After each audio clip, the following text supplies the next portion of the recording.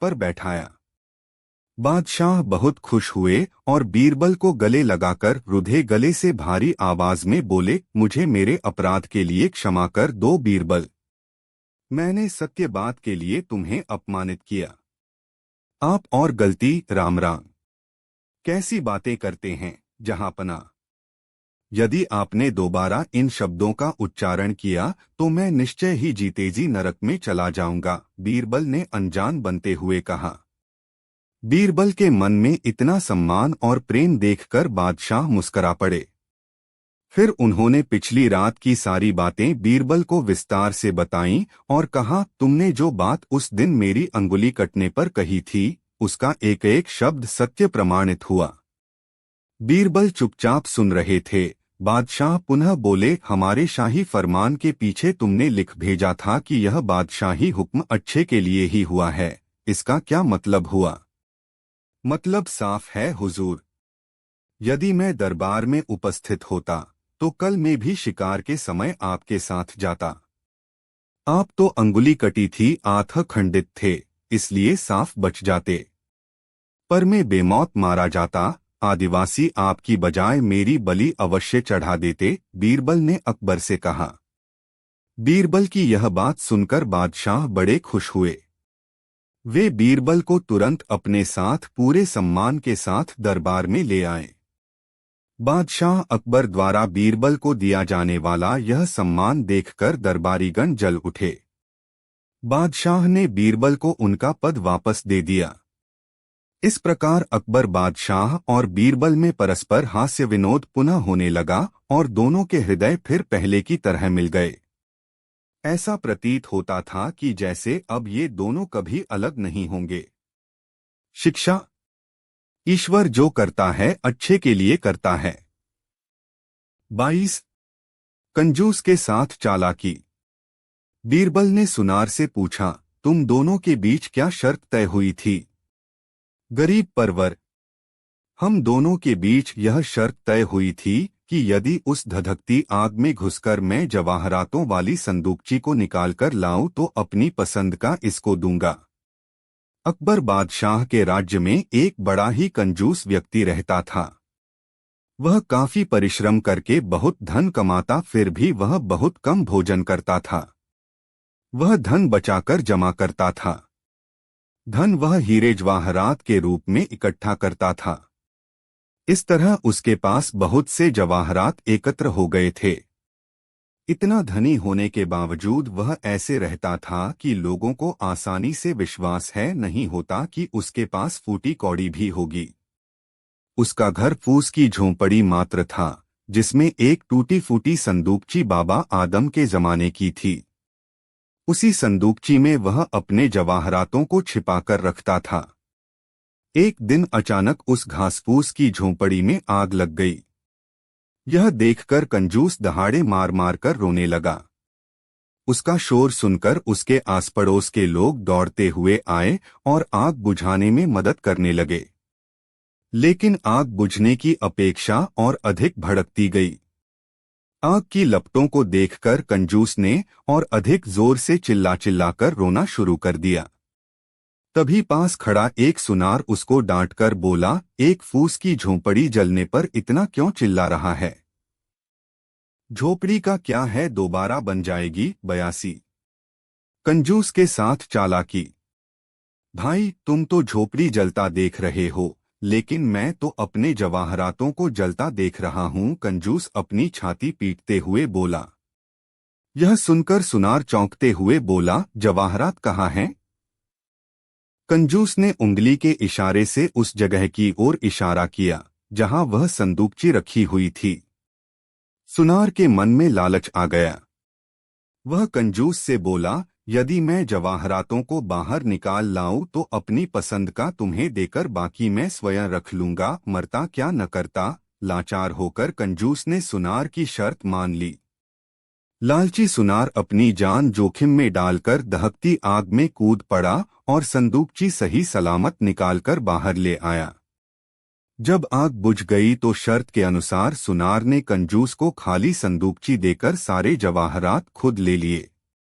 इस बात को कंजूस ने मानने से इनकार किया तो सुनार बोला, तुमने पहले ही मंजूर कर लिया था कि मैं जो मेरी पसंद का होगा वही तुम्हें दूंगा। भाई, आपने अपनी जान पर खेलकर मुझ पर बहुत उपकार किया है, इसलिए आप आधा माल ले लें, बाकी आधा मुझे मंजूर है। लाचार कंजूस ने हाथ जोड़कर कहा।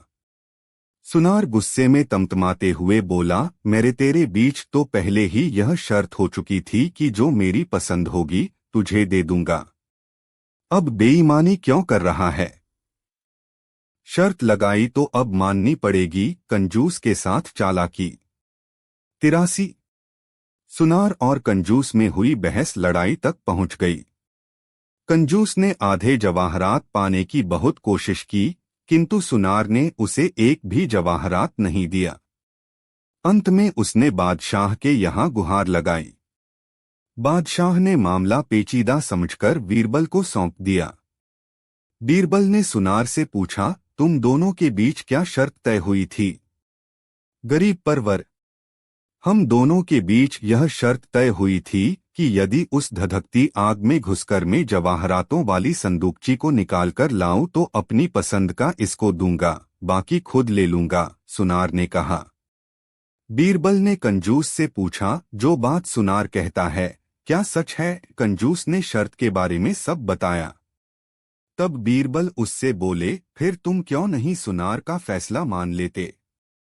जब शर्त तय हो चुकी थी तो जो उसकी पसंद का है ले लो। आलीज, हाँ, वह तो मुझे केवल संदूकची देकर सब जवाहरात खुद ले रहा है। बीरबल ने सुनार से पूछा, तुम्हें कौन सी वस्तु पसंद है? सुनार ने तपक्कर कहा, जवाहरात। यह सुनकर बीरबल बोले, फिर तुमने इतनी बात क्यों बढ़ाई? यहां आने की जरूरत क्यों पड़ी? जवाहरात उसे वापस दे दो और संदूकची तुम ले लो। सुनार असमंजस में रह गया। बीरबल बोले, तुम ही ने अपनी शर्त में बताया है कि तुम जो पसंद करोगे वह उसे दे दोगे तथा बाकी खुद रख लोगे, तो जवाहरात इसे दे दो, बाकी संदूकची तुम ले लो। सुनार कुछ नहीं बोल पाया, वह अपने ही शब्दों पर पछताने लगा। वह जानता था कि यदि बीरबल के न्याय को नहीं स्वीकार करेगा तो उसे जेल की हवा खानी पड़ेगी। पूरा पाने के चक्कर में पूरा चला गया। ज्यादा लालच का यही नतीजा होता है। यह सोचकर खाली संदूकची को सुनार ने स्वीकार कर लिया। कंजूस को उसके वाह पर मिल गए। शिक्षा। चतुर व्यक्ति अक्सर अपना नुकसान कर बैठता है। 23। खाने के बाद लेटना क्यों जरूरी? उस दिन बीरबल ने चुस्त पाजामा पहना।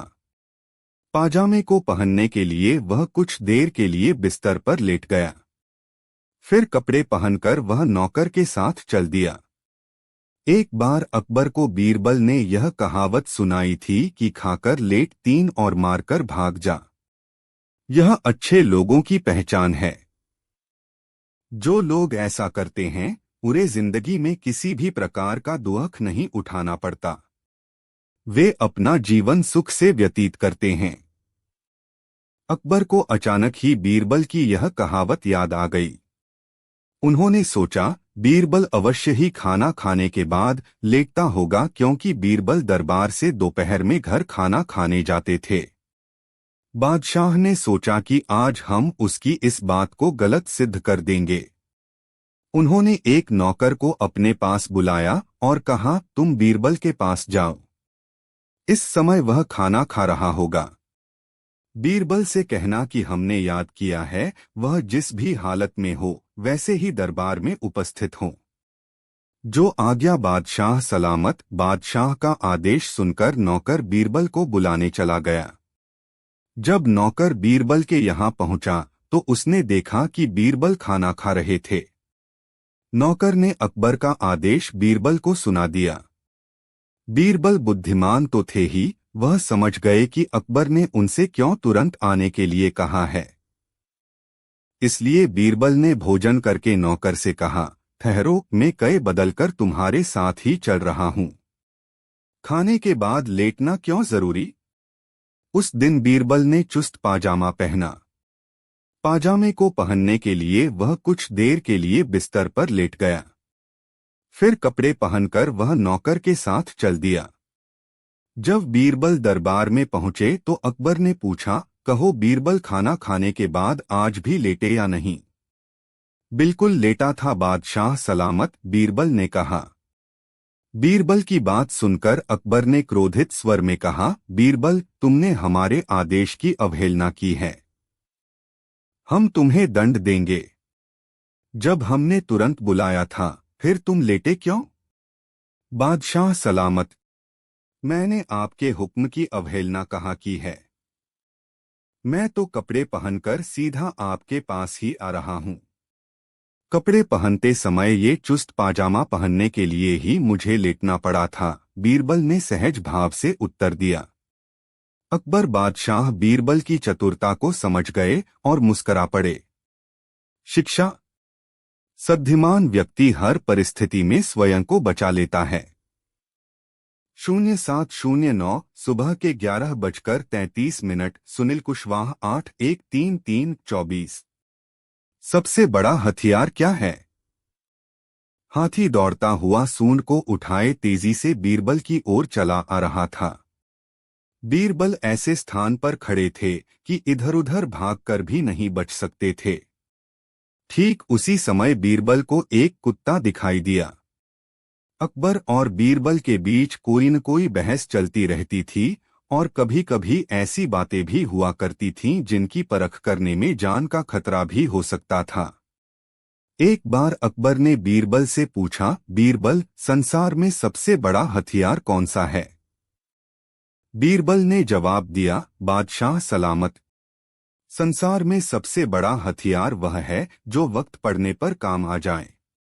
अकबर ने बीरबल की इस बात को सुनकर अपने दिमाग में रख लिया और किसी समय इसकी परख करने की ठानी। दैवयोग से एक दिन राज्य में एक हाथी पागल हो गया। इस कारण उस हाथी को जंजीरों में जकड़कर रखा गया। अकबर ने बीरबल की बुद्धिमानी की परख करने के लिए उधर तो बीरबल को बुलावा भेजा और इधर उस पागल हाथी को जंजीर खोलकर छोड़ दिया। बीरबल को इस बात का पता नहीं था। जब बीरबल बादशाह अकबर से मिलने उनके दरबार की ओर जा रहे थे तो उसकी नजर पागल हाथी पर पड़ी जो चिंघाड़ता हुआ उनकी तरफ आ रहा था। बीरबल हाजिर जवाब बेहद बुद्धिमान और चतुर थे। उन्हें बादशाह से कही हुई बात भी याद थी। वह समझ गए कि बादशाह अकबर ने उस बात और बुद्धि की परीक्षा के लिए ही पागल हाथी को छुड़वाया है। सबसे बड़ा हथियार क्या है? हाथी दौड़ता हुआ सूंड को उठाए तेजी से बीरबल की ओर चला आ रहा था। बीरबल ऐसे स्थान पर खड़े थे कि इधर-उधर भागकर भी नहीं बच सकते थे। ठीक उसी समय उसी स्थान पर बीरबल को एक कुत्ता दिखाई दिया। हाथी बहुत करीब आ गया था, इतना करीब कि वह बीरबल को अपनी सूंड में लपेट लेता और उठाकर फेंक भी सकता था। तभी बीरबल ने उस कुत्ते को उठाया और हाथी के माथे पर फेंक मारा। भौंकता हुआ कुत्ता जब हाथी से जाकर टकराया तो हाथी घबराकर उल्टा भाग गया। 87 अकबर को बीरबल की इस बात की खबर मिल गई और उन्हें यह मानना पड़ा कि बीरबल ने जो कुछ कहा है वह सच है। शिक्षा। जरूरत के समय जो काम आ जाए वही सबसे बड़ा हथियार है। 25 शेर का दूध और बीरबल। रानी के इलाज के लिए शेर के दूध की आवश्यकता है। आप लोगों में से जो भी शेर का दूध लाएगा उसे ढेर सारा इनाम दिया जाएगा, बादशाह ने कहा। बादशाह अकबर बीरबल को अन्य रत्नों और सभासदों से अधिक पसंद करते थे। इस बात को प्रत्येक दरबारी और सभासद अच्छी तरह जानता था। यह बात सभी समझते थे कि बीरबल के आ जाने से उनको कम पूछा जाता है। इसलिए सबकी निगाहें उस मौके की तलाश में रहती जब किसी न किसी प्रकार बीरबल को नीचा दिखाया जाए या कोई ऐसी स्थिति उत्पन्न की जाए जिससे बीरबल मारा जाए। बीरबल दरबार में हर बात साफ साफ कहने के आदी थे, जबकि अन्य लोग चापलूसी भरी बातें करते थे ताकि अकबर को खुश करके दरबार में उच्च स्थान बना सकें। एक दिन उन लोगों ने आपस में मिलकर योजना बनाई कि बीरबल को घने जंगल से शेर का दूध लाने के लिए भेजा जाए। वहां शेर उसे खा जाएगा और बीरबल का काम तमाम हो जाएगा। इस कार्य को अंजाम देने के लिए उन्होंने बादशाह की एक रानी को बहकाकर अपने साथ मिलाया। उन्होंने उससे बीमार पड़ने का नाटक करने को कहा। साथ ही हकीम जी को कुछ अशर्फिया देकर यह कहने को कहा कि रानी तब ही ठीक हो सकती हैं जब वह शेर का दूध पिए। रानी बीमार होने का नाटक करने लगी। शाही हकीम ने रानी को देखकर योजनानुसार कह दिया कि रानी तभी स्वस्थ हो सकती हैं जब उन्हें शेर का दूध पिलाया जाए। शेर का दूध और बीरबल। नवासी। अकबर बादशाह ने यह बात अपने सभासदों के बीच कही, रानी के इलाज के लिए शेर के दूध की जरूरत है। आप लोगों में से जो भी शेर का दूध लाएगा, राजा उनके आभारी रहेंगे और उसे 10,000 सोने की अशर्फियां इनाम दी जाएंगी।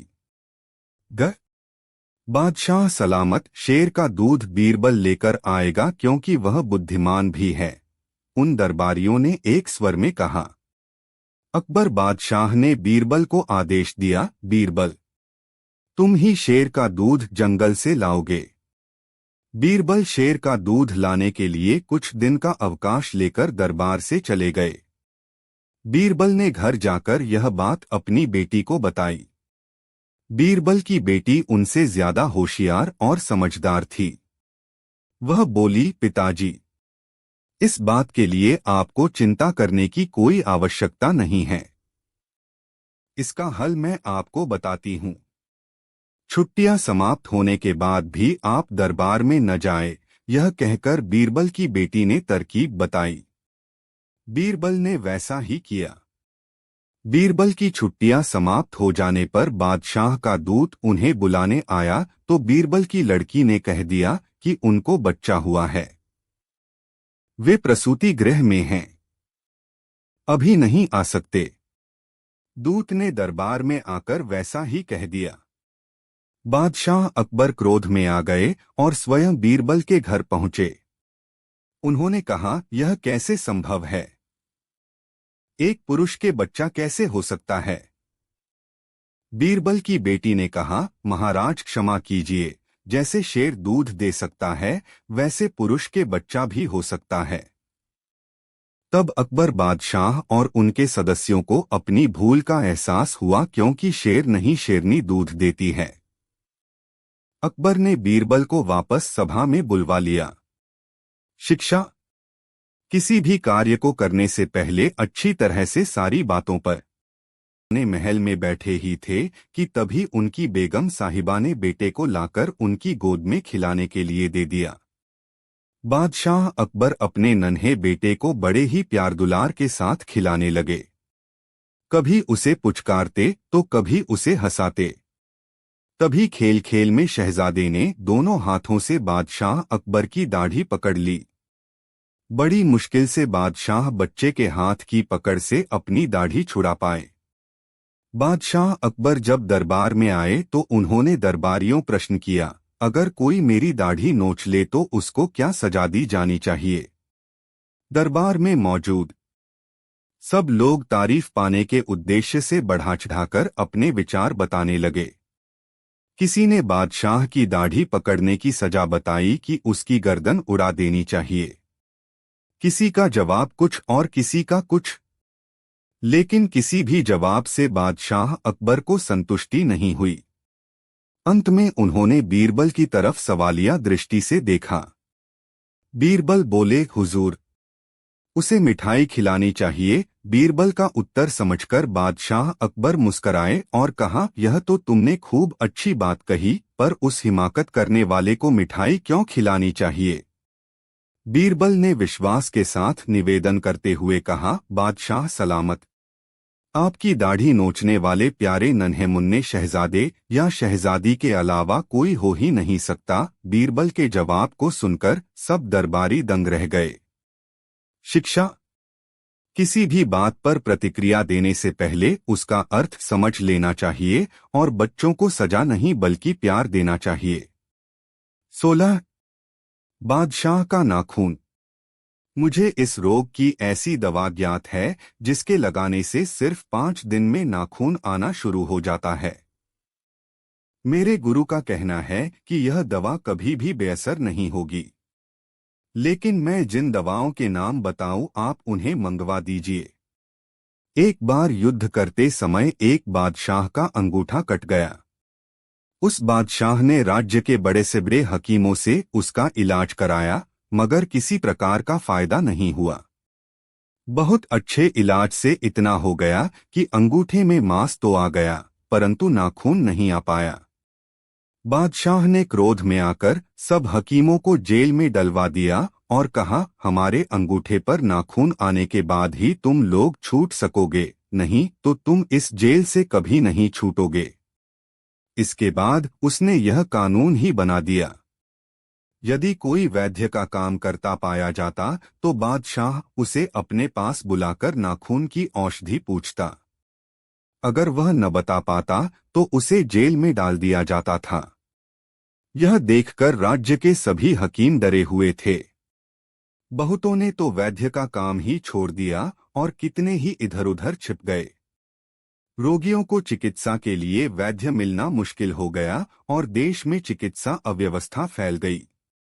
यह खबर फैलते फैलते दिल्ली तक अकबर बादशाह के पास पहुंची। अकबर बादशाह को बहुत आश्चर्य हुआ। उन्होंने गरीब जनता को इस अत्याचार से छुड़ाने के लिए बहुत बड़ी सभा करके इस समस्या का हल पूछा। 64 बादशाह का नाखून। बीरबल भी वहां मौजूद थे। वह बोले, जहांपनाह, यदि आप मुझे जाने को आज्ञा दें तो मैं किसी न किसी प्रकार से उन लोगों को छुटकारा दिला सकता है। अकबर बादशाह ने खुशी से बीरबल को वहां जाने की आज्ञा दे दी। बीरबल वैद्य का भेष बनाकर 10-5 मामूली औषधियों को झोले में डाल उस बादशाह के नगर में पहुंचे। उस समय बादशाह के डर से नगर में कोई वैद्य नहीं रहता था, इसलिए बीरबल बहुत जल्दी प्रसिद्ध हो गए। वहां के लोगों ने उन्हें भाग जाने की सलाह देते हुए कहा कि अगर बादशाह को पता चलेगा कि आप वैद्य हो तो उसका इलाज करना पड़ेगा, अगर नहीं कर पाए तो तुमको जेल में डलवा देगा। परंतु बीरबल ने किसी का कहना नहीं माना और हिम्मत से अपना काम करते रहे। धीरे धीरे वैद्य की खबर बादशाह तक पहुंची। बादशाह ने उसे तुरंत बुलवाया और कहा, वैद्य साहब, हमने आपकी बड़ी तारीफ सुनी है। यदि आप हमारे अंगूठे का नाखून उगा सकें तो हम आपका एहसान कभी नहीं भूलेंगे। मुझे इस रोग की ऐसी दवा ज्ञात है जिसको लगाने से केवल 5 दिन में ही नाखून आना शुरू हो जाता है। मेरे गुरु का कहना है कि यह दवा कभी बेअसर सिद्ध नहीं होगी, लेकिन मैं जिन जिन दवाओं के नाम बताऊं आप उनको मंगवा दीजिए। यदि फिर भी आपका नाखून न आए तो मेरा सिर कटवा दीजिएगा, बीरबल ने कहा। ऐसे आत्मविश्वास से जवाब देने वाला वैद्य आज तक मुझे नहीं मिला। अब मुझे आशा है कि मेरे अंगूठे पर नाखून आ जाएगा। बादशाह की खुशी का ठिकाना न रहा। बीरबल बोले, ईश्वर ही सहायता करेंगे, परंतु मैं 3 दिन में आराम कर देने का आश्वासन देता हूं, मगर मेरे नुस्खे की दवाओं का मिलना थोड़ा कठिन है। इसमें क्या कठिनाई है? क्या मैं बादशाह होकर भी दवा नहीं मंगवा सकता? बादशाह ने अपनी बादशाहत का रौब दिखाते हुए कहा। बीरबल बोले, बादशाह से सब कुछ हो सकता है।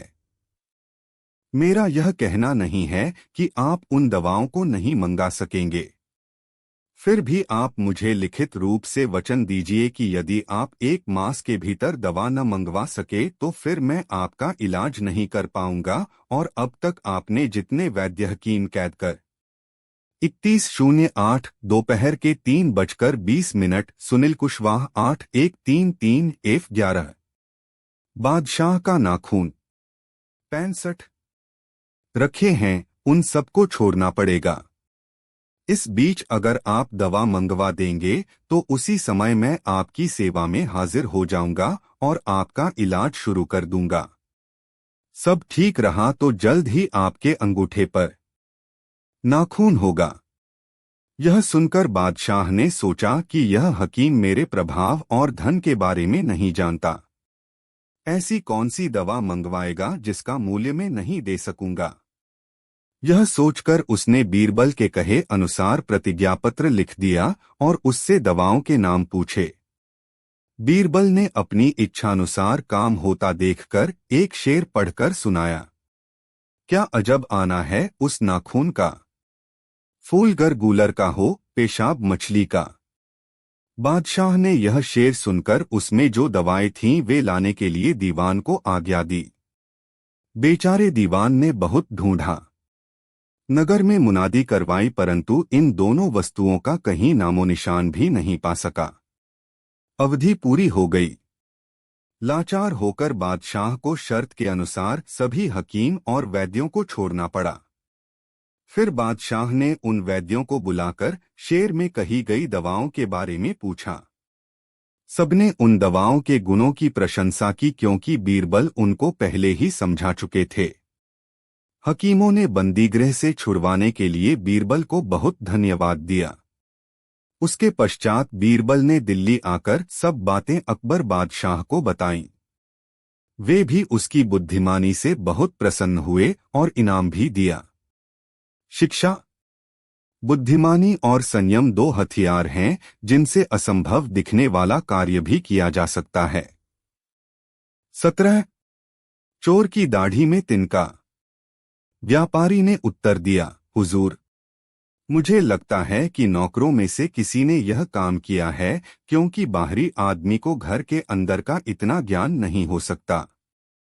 किंतु यह भी सत्य है कि मैंने किसी को अपनी आंखों से ऐसा करते नहीं देखा। एक बार एक नगर में एक मशहूर व्यापारी के यहाँ चोरी हो गई। उस व्यापारी इसकी खबर राज्य के अधिकारियों को दी। अधिकारियों ने चोर को ढूंढने के लिए सिपाही लगा दिए। काफी जांच पड़ताल के बाद भी सिपाही चोर को नहीं पकड़ पाए। चोर व्यापारी के घर से सभी बेशकीमती चीजें चुरा ले गए थे। उसके पास बर्तनों और साधारण वस्त्रों के अलावा कुछ भी बाकी नहीं बचा था। उसका लगभग दिवाला ही निकल गया था।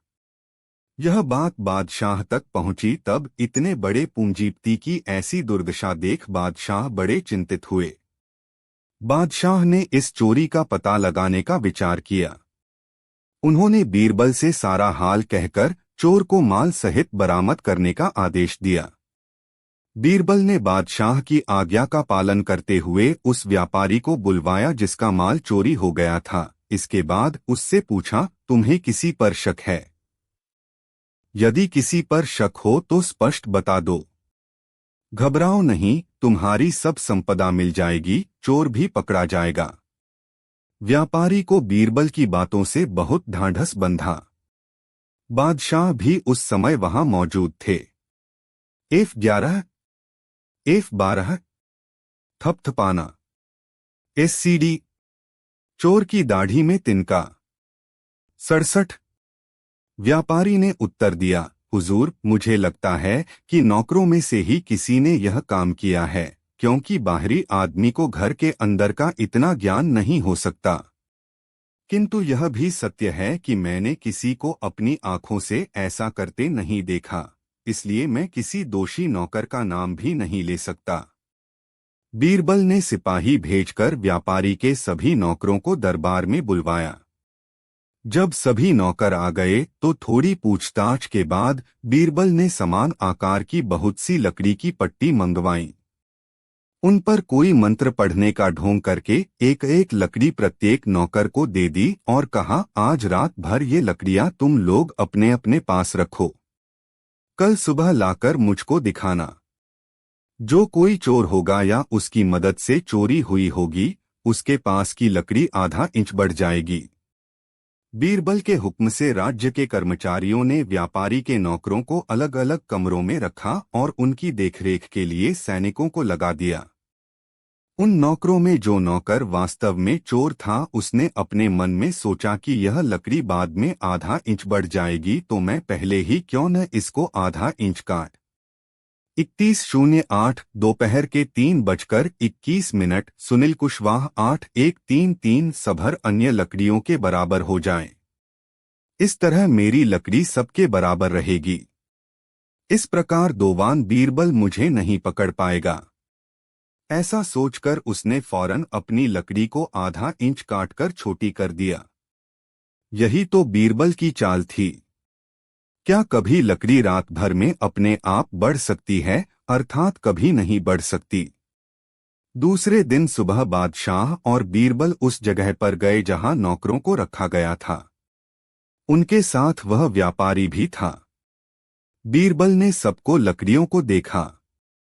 जब असल चोर की लकड़ी देखी तो वह आधा इंच औरों से छोटी निकली। बीरबल की चाल कामयाब रही और चोर पकड़ा गया। बीरबल ने एकांत में ले जाकर